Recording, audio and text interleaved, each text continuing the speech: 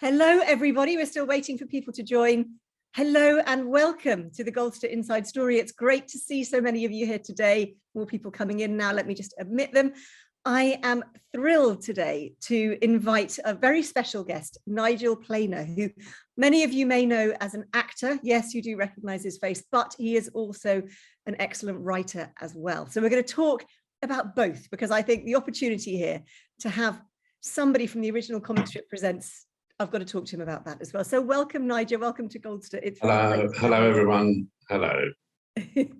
so everybody's going to recognize you from your stage and screen, but I want you first of all to talk to us about your podcast, because I think that's great, and you really kind of parody what it's like to be an actor. So tell us about Nicholas Craig. In fact, I'm going to put this into the link so anyone who doesn't know about it can find out. Yes, it's unlike other podcasts. It's 20 minutes long, and it's 6 episodes. So it's like a sitcom. It's a podcom. A podcom, I like that. Yes, because I get and got invited to a lot of other people's podcasts where you talk an hour and a half. And to tell the truth, I don't really listen back to them, even the ones I've been in, because an hour or so is a long time to hear two people nattering to each other. How wonderful they are. And so I decided to do a podcast. I was doing Richard Herring's podcast. And he's a big Nicholas Craig fan. And he suggested that Nicholas Craig's still going. The book was out, I think, in 1986, originally. The Iron Actor, the Nicholas Craig. And there was a radio series, and there were 2 or 3 TV series, but they were sort of shorter episodes and in masterclass. And then there was a live show, and he's sort of in bits and pieces. He's carried on all these years. And with Richard's encouragement, I felt it was time that what would he do was our rule of thumb. Myself and Douglas, who's the other writer. What would Nicholas do during lockdown? For example, he would think podcast. In fact, he would think that he was the first actor who thought of it. He thinks he's writing his memoir. He thinks it's the most incredible thing that the actor should write a memoir about what he thinks about life. He thinks it's going to be amazing. People will just want to know what to say. And so we wrote it as a 6-part sitcom, as in Days of Yore. Mm-hmm. And it's people seem to like it a lot. And so I'm going to have to write another one now, another 6 parts. But it's unlike your normal podcast, which seem to, for my taste, go on and on forever. It's a proper scripted body. And so did you come up with the character of Nicholas Craig?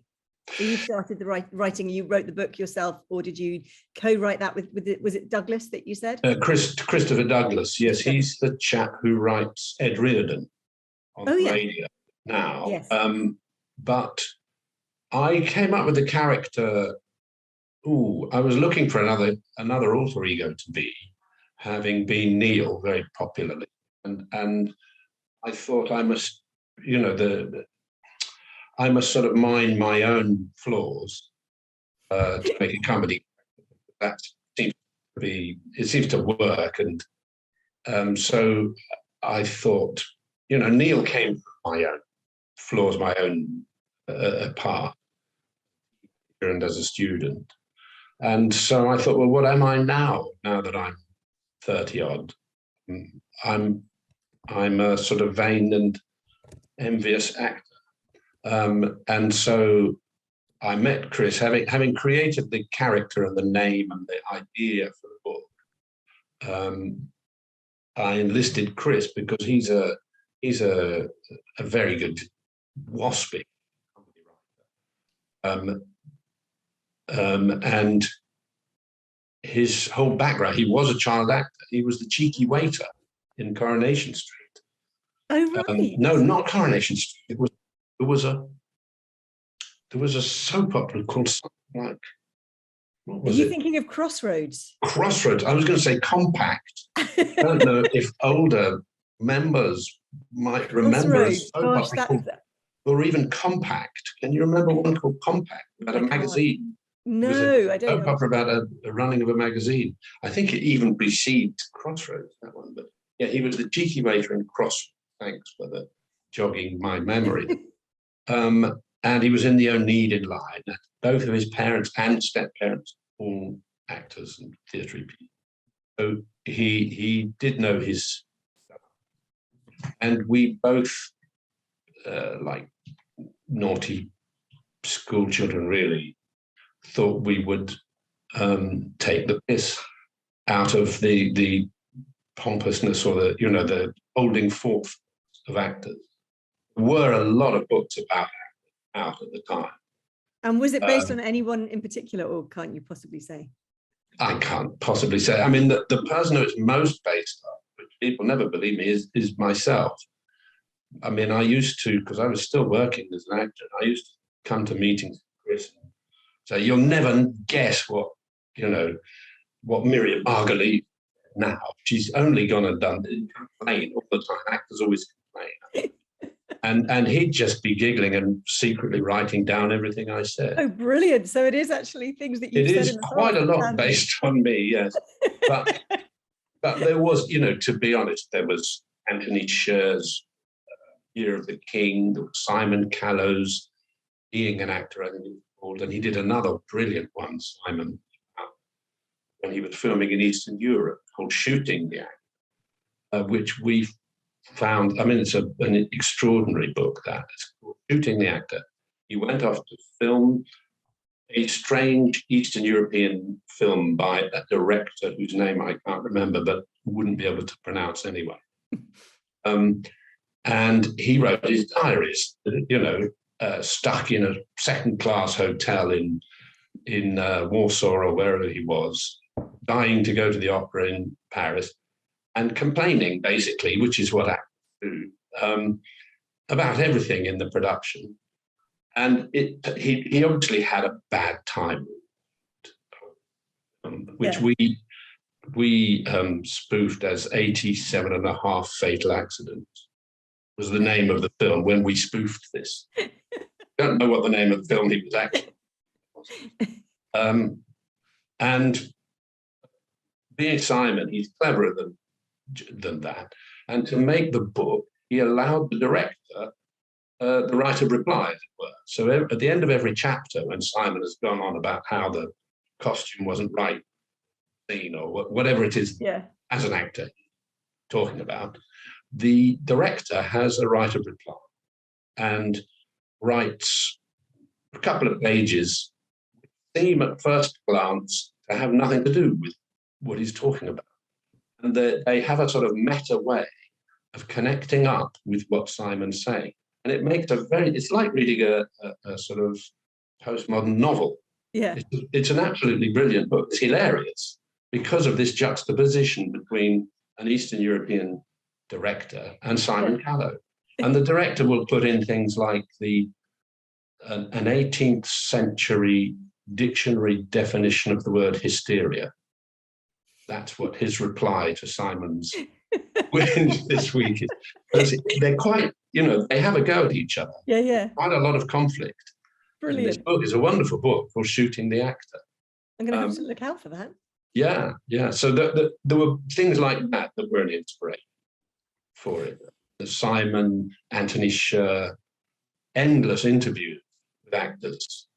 We collect them where actors are holding forth, as they tend to. So there's no shortage of material, basically. No, there's no shortage of material. And in fact, when we tried to satirize things, we were in that situation where you then find things have exceeded our satirization of them, and so we had to up until.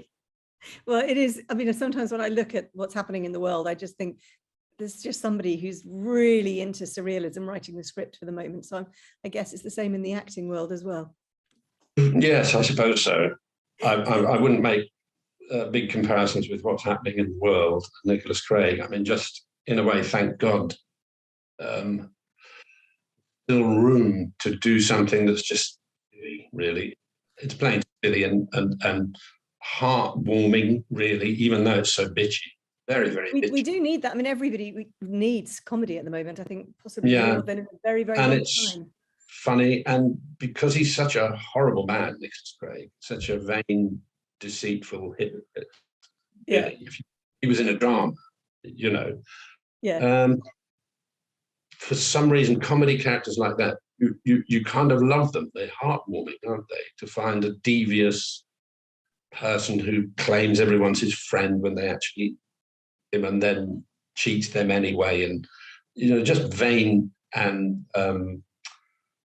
full of himself, and always surviving as well. He says some hateful things and then says, well, I hope you've all enjoyed this lesson. I hope you've learned something from what I told you today. He's completely undestroyable, water off a duck's back to him. I think we've all worked with someone like that, even outside the acting world as well as probably inside.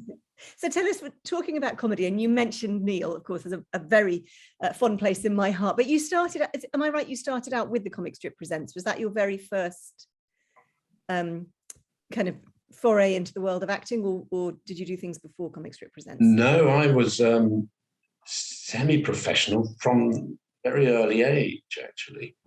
As an actor, I worked at the Trabber when I was 7, in a play directed by David Halliwell, who wrote Little Malcolm and His Struggle Against the Union.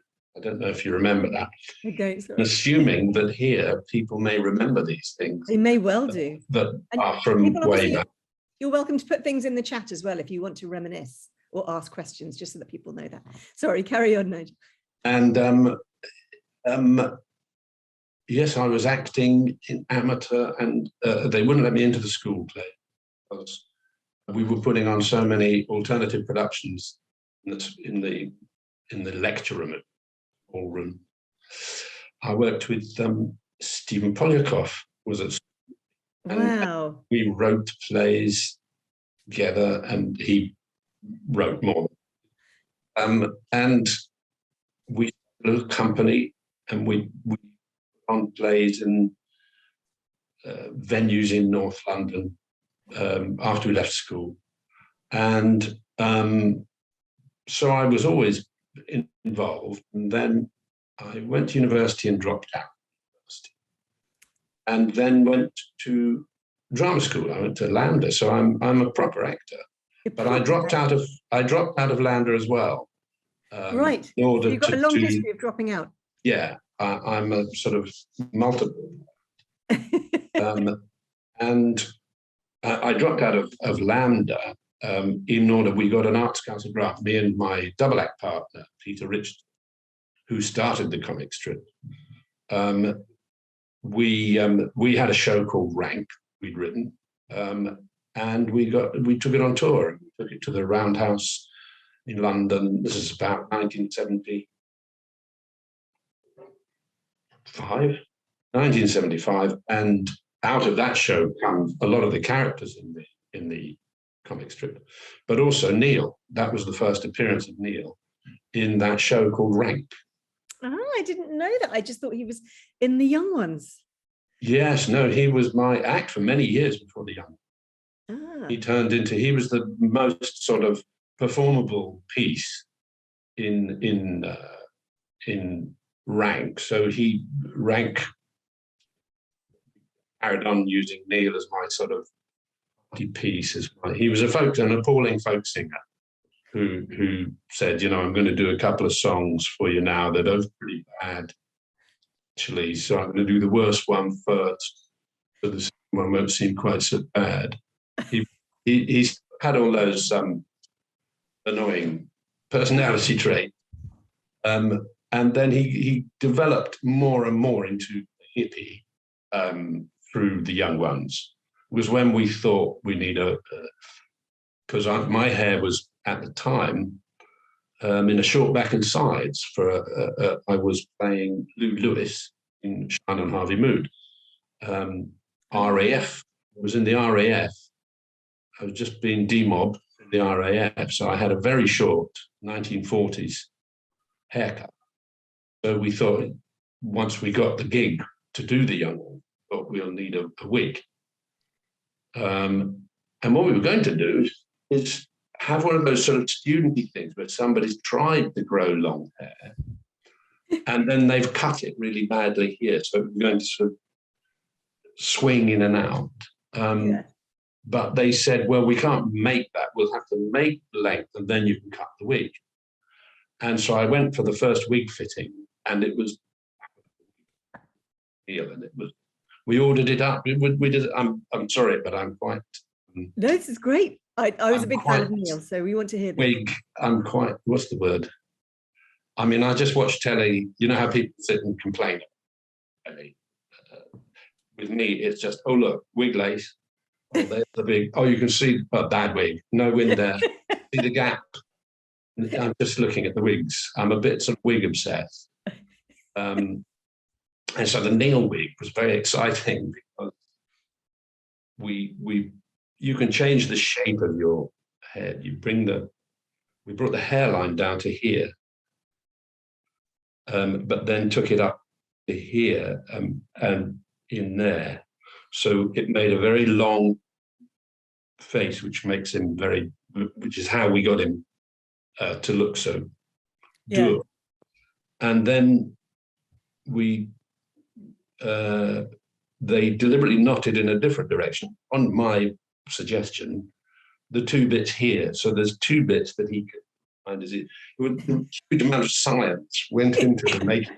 And who has that wig now? I mean, did you get to it was part of the BBC wig block, and occasionally in later years you'd see it in some. I'd say that's my wig. That somebody in some other shows shoved it on somebody else. But it was an extremely good wig. I had several others made after the young ones. Yeah. That was the best do people still think that you're Neil? Do they come up and talk to you as Neil?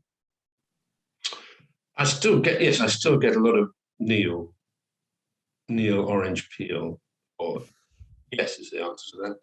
Yeah. Well, he was just such an amazing part. I mean, you know, when I was growing up, Neil was, well, the young ones in general were just so important, because British comedy then, I think, was just absolutely stellar. I look at things like the young ones, Blackadder, comic strip, you know, it was just amazing. And I don't know whether I'm just sounding old, because I don't think there's anything as good as that at the moment, but it was just such a kind of golden time for British comedy. I think it was really the same with music, isn't it? Often people think, oh, that was that music, they don't do it like that now. Is it just that one gets attached at a certain age? Is it just as good now? I mean, maybe. Or are we just, I don't know the answer. I'm just interested by what you said. It's surely I think comedy's become more reality TV now, though, and that's kind of the new style of comedy, which doesn't really appeal to me, whereas I like that brilliantly scripted. I like scripted, preferably scripted half hour.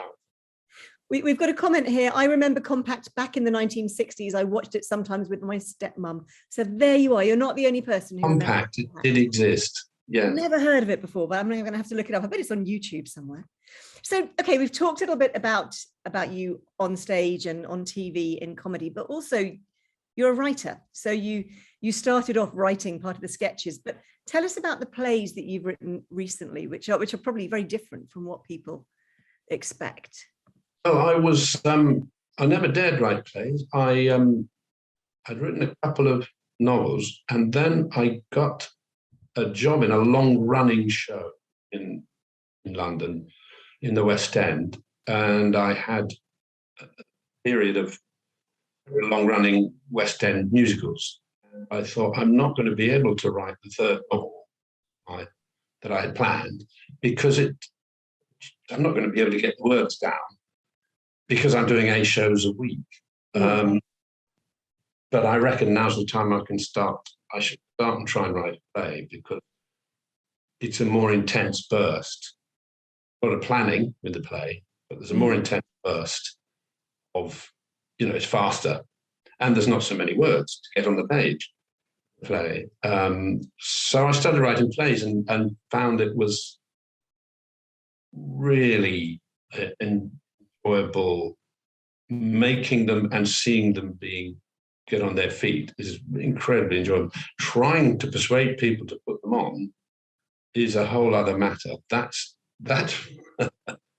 Wow. that's no.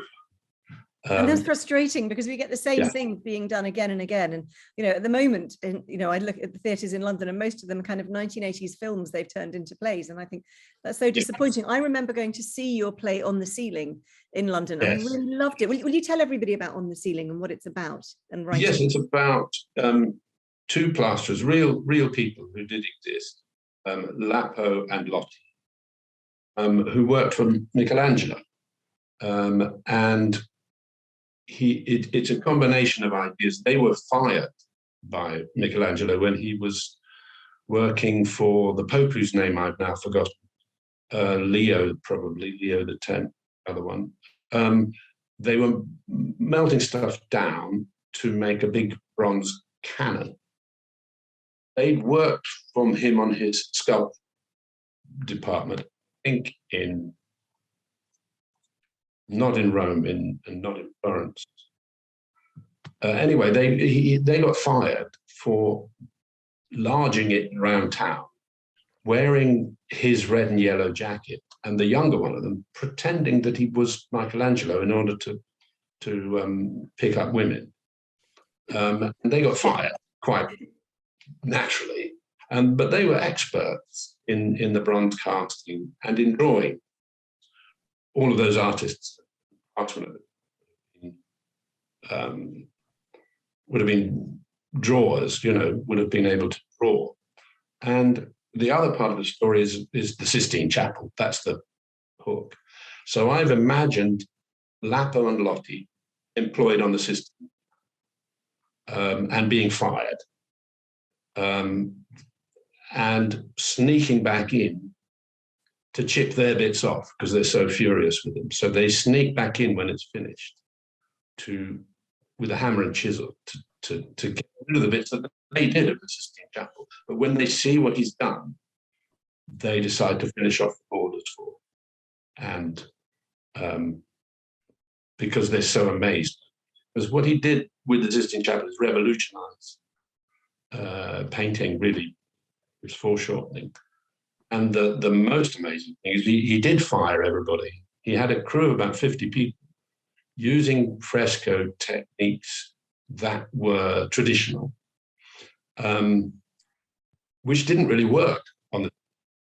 He got mildew. The first section of the Sistine Chapel, the drawings are much smaller if you look up there. The Noah, the embarrassment of Noah, naked Noah. They're tiny because they're in little squares. And he fired it. He knew nothing about fresco. He needed them to teach him, Lapo and Lotti. So Lapo and Lotti, these very bitter guys who are saying, he doesn't know what he's doing. How is he? He's absolutely useless at this, which he hated. It was a bum gig to get. Mm. And he did fire. He chased after the Pope to try and get his money back. And then had to finish the job off. And he finished it on his own, without a team, sometimes with two paint pots tucked into a belt, just on his own, with no cartoon, no drawing. Because what they used to do is make a cartoon drawing and then bounce it onto the ceiling so that they had an outline. So they have an outline. And there are no pounds in the second part of the system. Wow. He literally drew it onto the ceiling with foreshortening on a curved ceiling. And it's an astonishing achievement, a spine-tingling achievement. And so that's the story. It's just two guys on stage arguing and bickering about Michelangelo. They call him Millie because he doesn't even turn up. And this is in the first part. And then they go away. They have to join the canzoni, which was a sort of artists' inns, clubs, where any work would be put up on the board. Any work craftsman doing all these sculptures and drawings and frescoes. And they would also draw on the walls. So there'd be an awful lot of activity going on in these canzoni. So Lapo and Lotti do that. And then the last, they sneak back in, hammer and chisel, and then they see what we all know, looking at there in the audience. And it takes their breath away. But he hasn't quite finished the borders, because the one thing they do know how to paint is the traditional borders. They finish the job off before the Pope.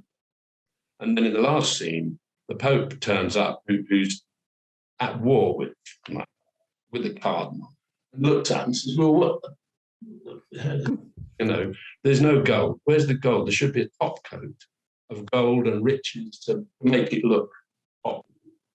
And Michelangelo had refused gold on, and the Pope says, well, I'm not going to pay him. And the money got put forward again for the big tomb, the marble tomb. So there's a lot of antipathy between the Pope and Michelangelo. Michelangelo's an offstage character. Yeah. So, and what gave you the inspiration? How did you find out about these characters who'd been fired and things? How did it come to you? there's a book called The Duomo about the period, or the building of the Florence Dome. Mm-hmm. Author's name somebody King. Ross King? Ross King, who also wrote about the Sistine Chapel, and Lapo and Lotti are in that book. But I first heard about them, a chap in Wales who's of Renaissance, who had written a play, which I can't remember what it was called, where an actor, was a friend of mine, I met him through an actor of mine, had been in this play where the two actors playing Lapo and Lotti drew on the walls. And nothing to do with the Sistine Chapel, that play. It was about these two guys with a sort of roundup of 16th century and early 17th Renaissance painting in Italy. And so I met this chap, and I never read that play, but we were all talking about it. Why don't, I think my mate Josh, the actor, was trying, why don't you come and be on again? And then it got left. And then I thought, well, those characters would go great on this. If we having read about Michelangelo, I thought, wouldn't that be good to make that combination on the system? Make it funny, because they talk like it is funny. I loved it. English builders. They talk. These fresco people who were doing that, they wouldn't have talked all la-di-da. Of course not. Yeah. They would have been up the ladders. Yeah. And they were very worried about Raphael, who was down below doing the rooms, the Raphael room. They didn't want him to spy. Michelangelo was he was at war with Raphael and didn't want Raphael to come in and spy. And there's another bit of my plot where I make Lotti one who tells Raphael what's going on the scene. And that there's a whole sort of enmity there, because he then painted a picture of Michelangelo into the School of Athens. School of Athens, yeah. Yeah, and there's a picture of Michelangelo that's really not flattering.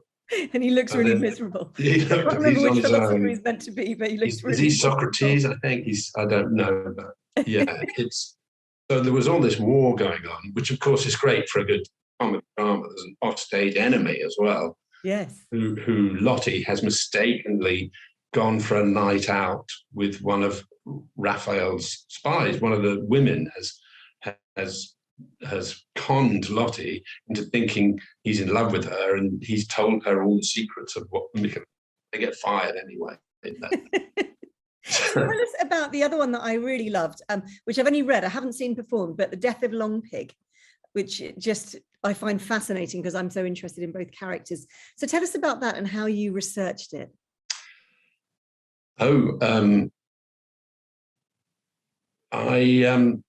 I'd always been interested in Robert Louis Stevenson, Death of Long Pigs, Robert Louis Stevenson and Paul Gauguin, who both died, went to live in the South Seas and died there within a very few years of each other.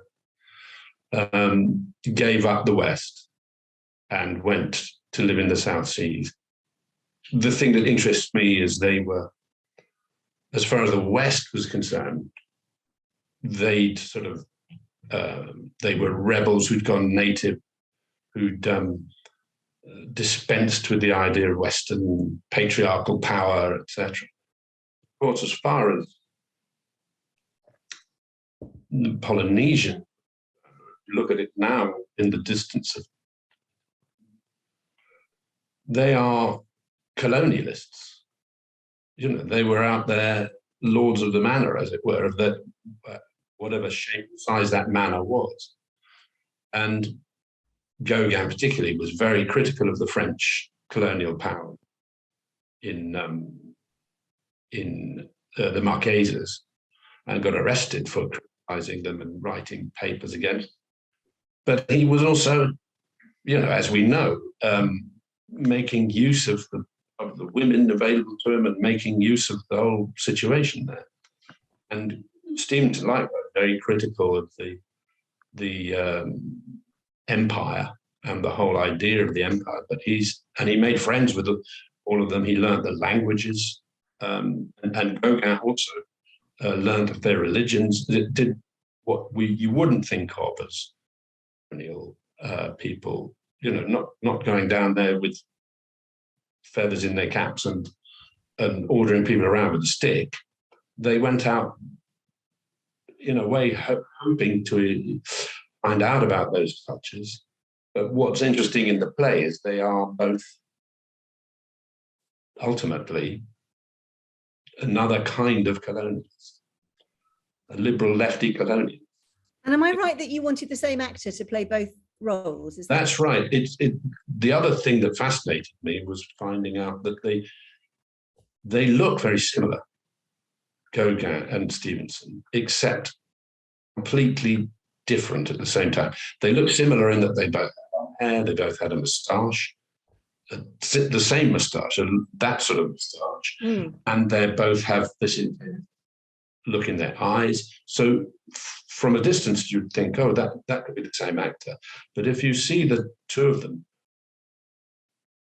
they give off a completely different vibe.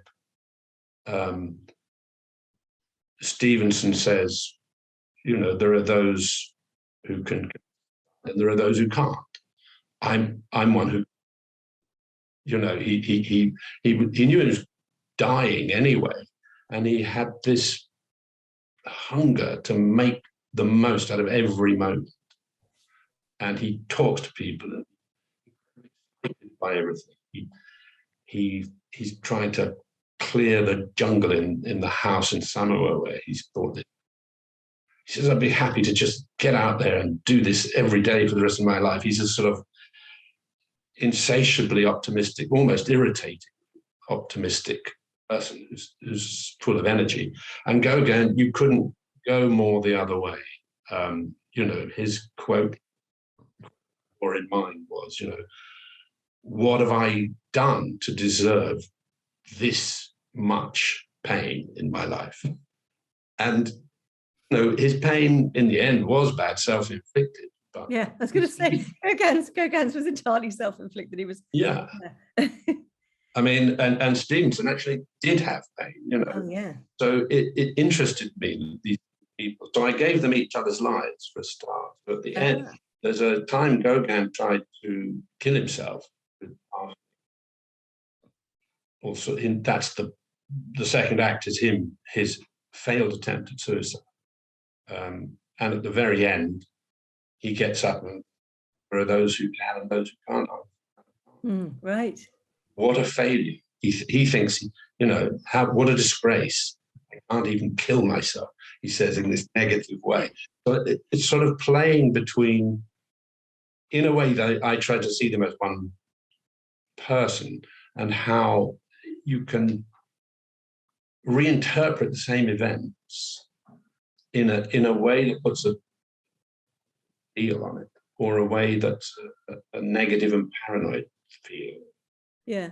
And it's very interesting. I mean, I don't know if it makes, the criticism of it was it's a very disjointed play. The first act is Stevenson. He then turns into Gauguin. Second act is Gauguin. Yeah. So you could say, oh, thesis, antithesis, and the audience have to make the synthesis. You were. In terms of being in an audience, you have, it's pretty, you know, there is love interest for both of them, and there is a certain amount of drama. But it's not a traditionally structured piece. It's more in the line of something where you're looking at it thinking, hang on, why am I being shown this now? What's this got to do with that previous bit I saw? But it's that sort of a play. And they're both such interesting characters. And did you get to go out to the South Pacific while you were researching it? I certainly did. At the time, I was writing travel pieces for the papers, mostly Mail on Sunday or Sunday Times, all sorts of papers, all over the place, and wrote. I was enjoying it, right? And this time, I put a proposal in, a very long way, and you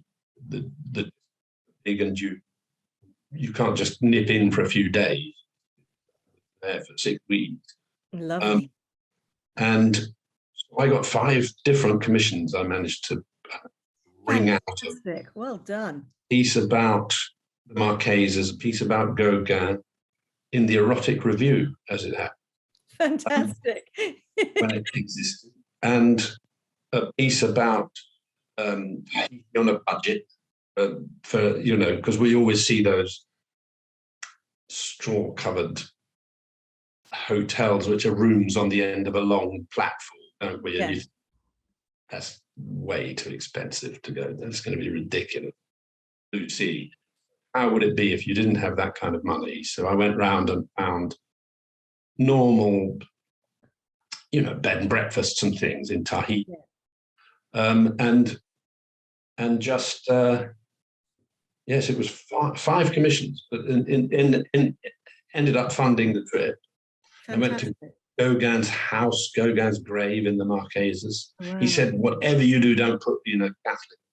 He fought against the bishops and the religious, tried to revive the island religions. As you can see in a lot of his paintings, he's making most of it up. At least he's pointing in the right direction against the bishop, war with the bishop.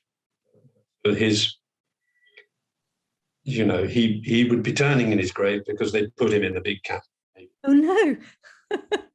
But he gets the last laugh because it's black. All the other graves are white. So his is different.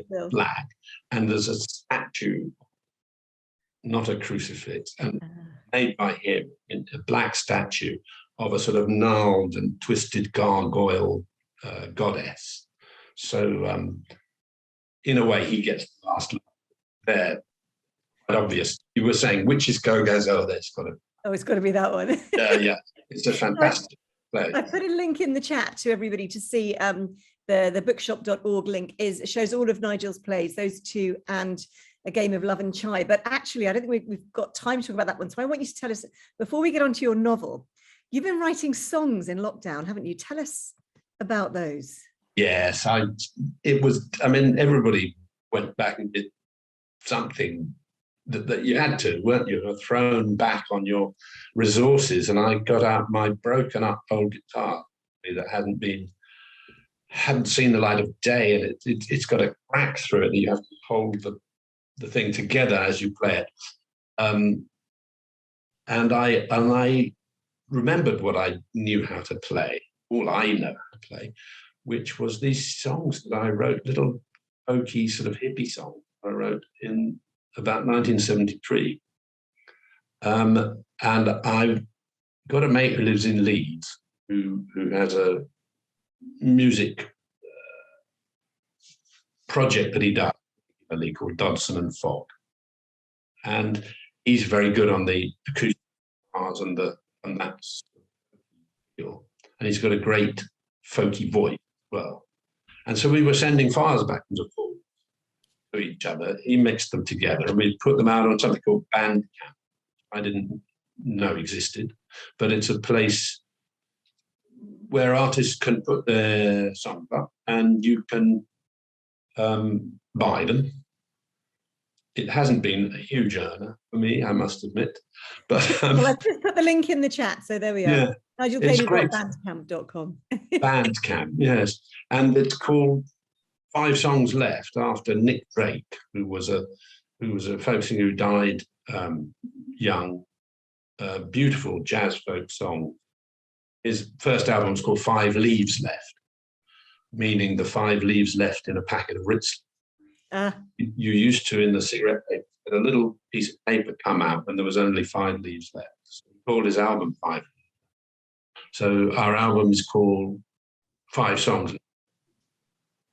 Brilliant. Well, you can all look at that, and yeah, you can download them, listen to them, and spread the word as well. That's all in the chat at the moment.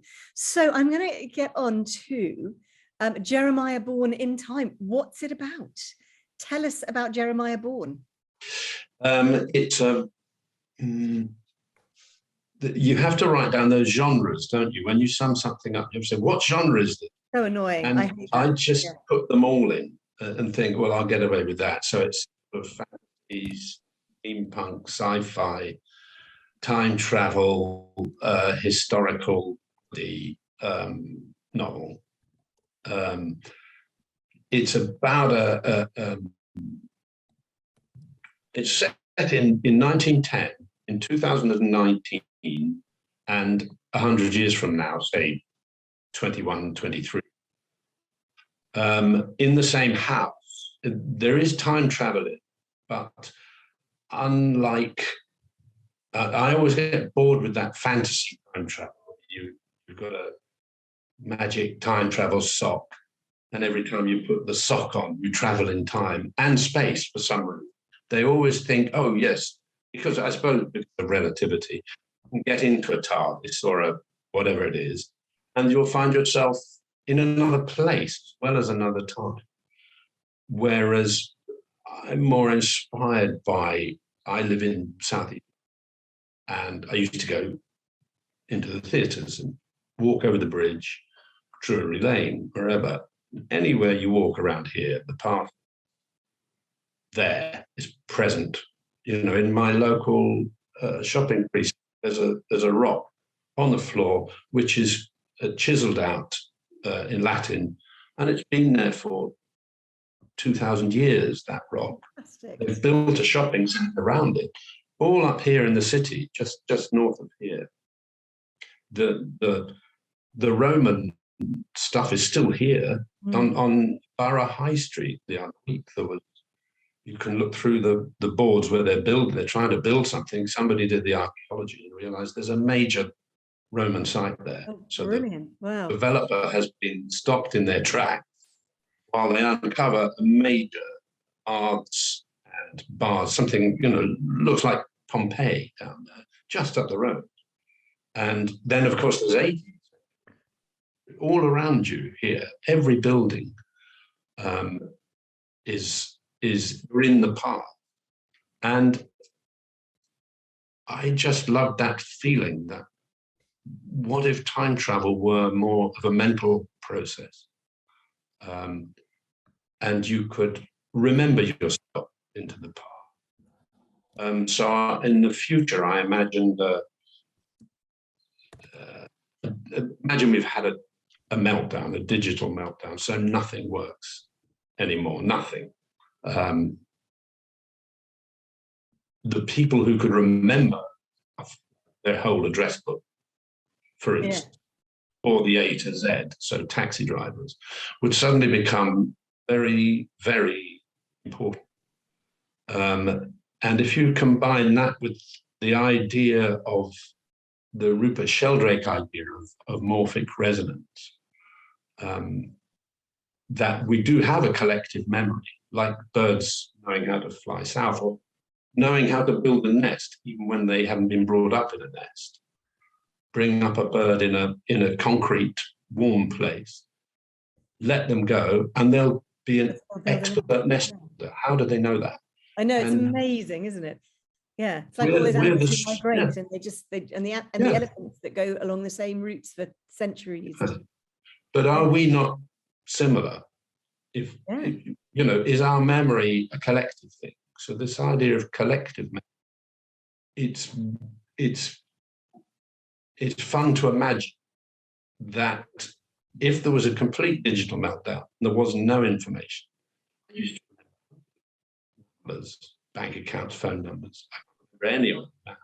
But if the memory became trained up again, what if collective memory was also like, and then it's a smaller leap to imagine that you could remember yourself back. Usually that's where it into the, but that's Jeremiah born. Therefore, you don't travel in space, so you have to be careful if you're on the underground, for instance. Yes, you're on a line. Oh my goodness. Buried alive. Yes, if you remember yourself back on the you'd be okay on the Northern Line before 1880 or whenever it was. But you don't want to do the New Jubilee extension. No, exactly. So it's that kind of time travel. So you land exactly where you are.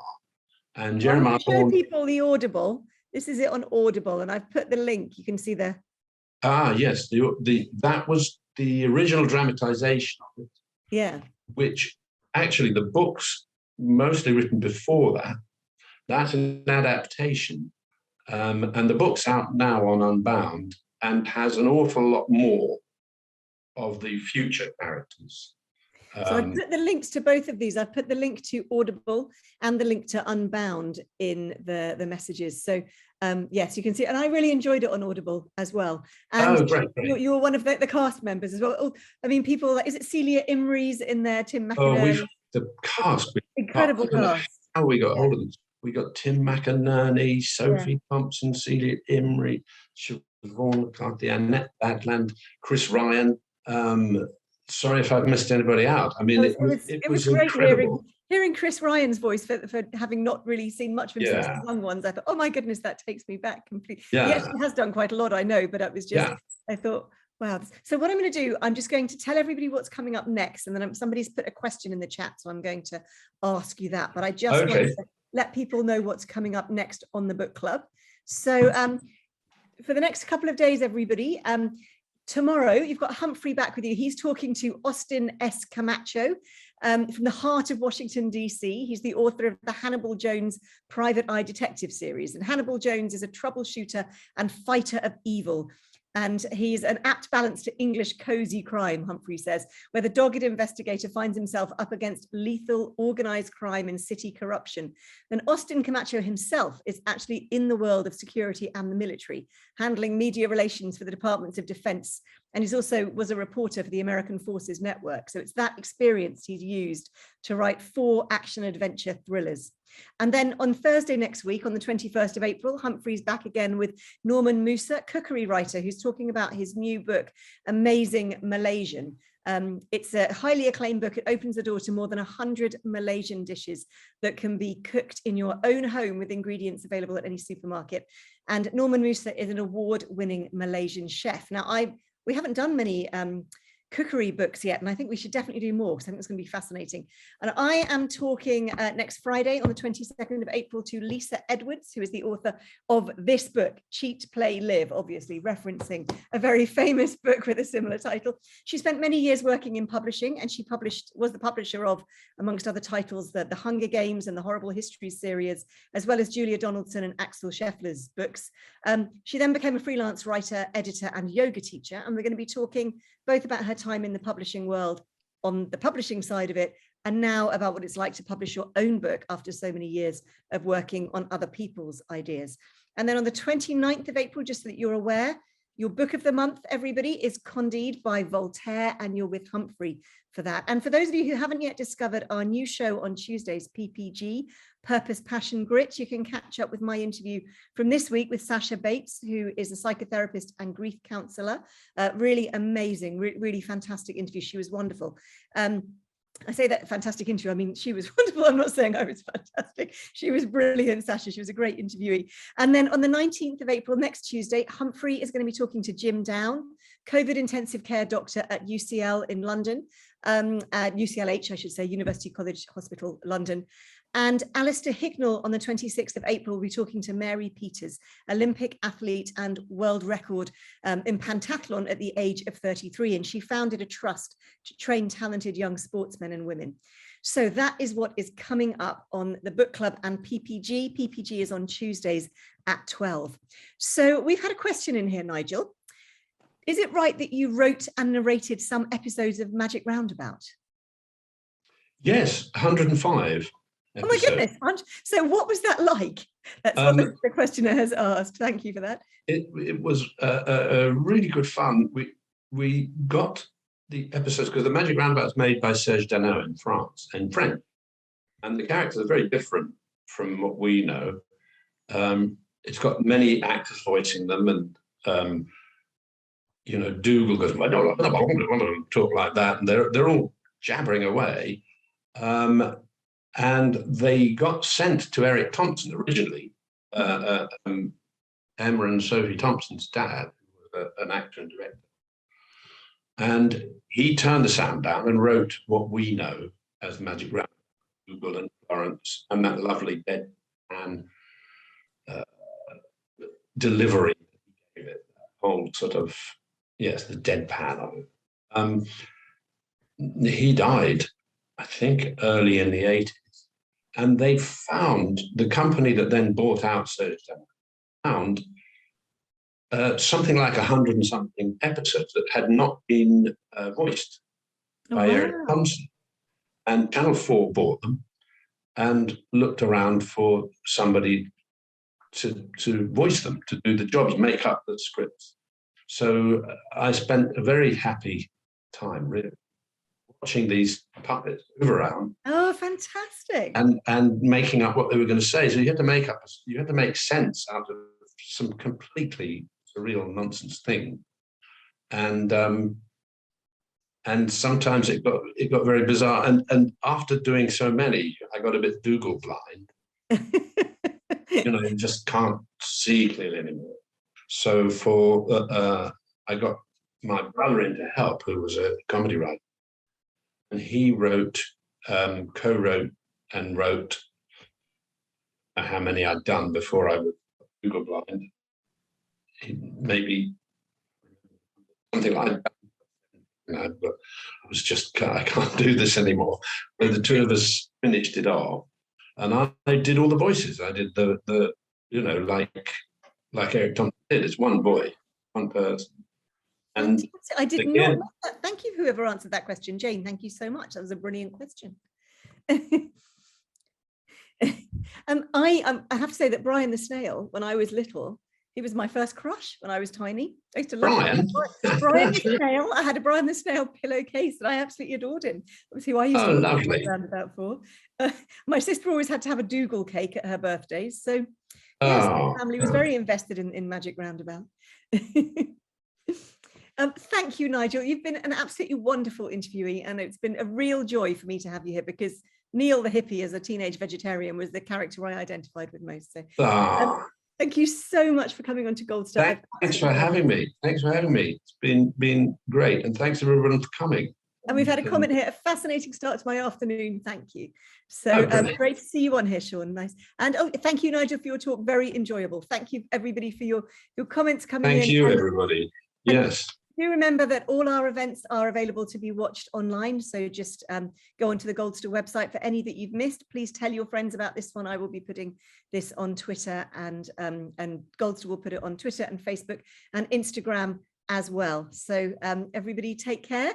Great to see so many comments coming in. Thank you. So what I'm going to do is now that Nigel and I will both turn off our videos, and we're going to have a quick poll put up, as we always have at the end of book club. And Nigel, you are welcome to leave us if you have to. I will just turn my video off now. And everybody, hopefully see you next week. And don't forget PPG, Purpose, Passion, Grit, on Tuesday with Humphrey. Take care. Okay, bye-bye. Thanks, Lucinda. Thanks, everyone. Bye-bye. I'm going to press leave. Here I go.